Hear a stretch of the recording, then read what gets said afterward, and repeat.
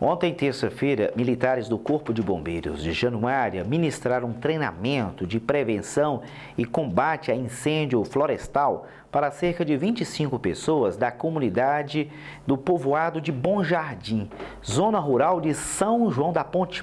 O treinamento teórico abordou o comportamento do fogo, tipos de incêndio, formas de combate, fatores que influenciam na propagação do fogo, segurança nas operações, dentre outros. No treinamento prático foi abordado a confecção de aceiros, tipo de formação de equipe de combate, ataque direto e indireto e manutenção de equipamentos.